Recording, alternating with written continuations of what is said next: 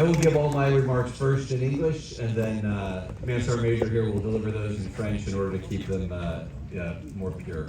Distinguished guests, fellow flag officers, Mirlanair, community leaders of the Carentan, Le Marais Commune, and the Department of Manche, citizens of Carentan, representatives from the municipality of Merstadt, fellow soldiers, allies, and most notably, the veterans of World War II and the Normandy campaign, good afternoon, and thank you for attending today's ceremony.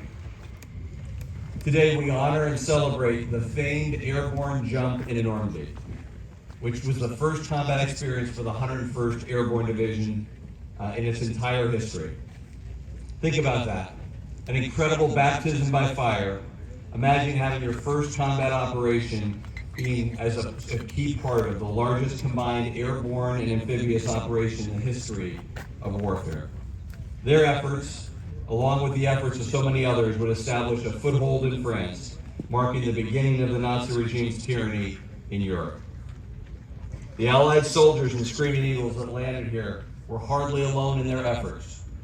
They were aided by the local people of Normandy and by the members of the French resistance, forever solidifying the bonds between this part of France and the 101st Airborne Division. One may ask why we continue to celebrate the heroic efforts of June 6, 1944 on an annual basis. 78 years later, I think I can offer at least my version of an explanation. For the soldiers of the 101st Airborne Division, we continue to be inspired by the memory of those brave paratroopers who cemented a legacy of excellence that we still enjoy and strive for today.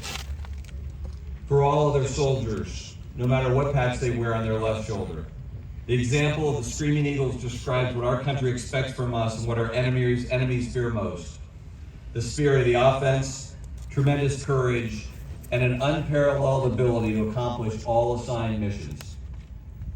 For all the civilians assembled today, I know many of you will never likely face combat and the impossible dangers of the soldiers of the 101st Airborne Division that they faced on the 6th of June, 1944.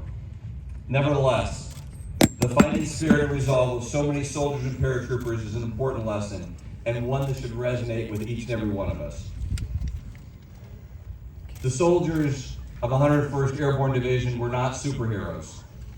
They were ordinary men who rose to the challenge of their day and fought through the fields of the Norman countryside against the toughest of odds. They rose to this challenge with courage and a tremendous will to win and helped restore freedom and liberty.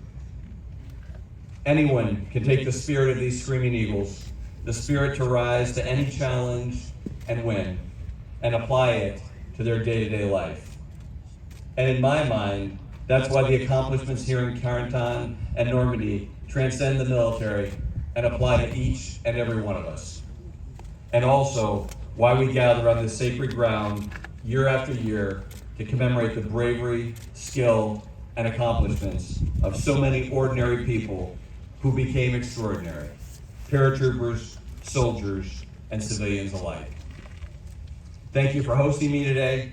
It is truly an honor to celebrate the storied accomplishments of the 101st Airborne Division and our allies with the fantastic people of Carentan and Normandy. I wish all of you the only best, and thank you for your enduring friendship and support. And please join me yet again for another round of applause for the tremendous veterans we have before us. True, a national, international treasure.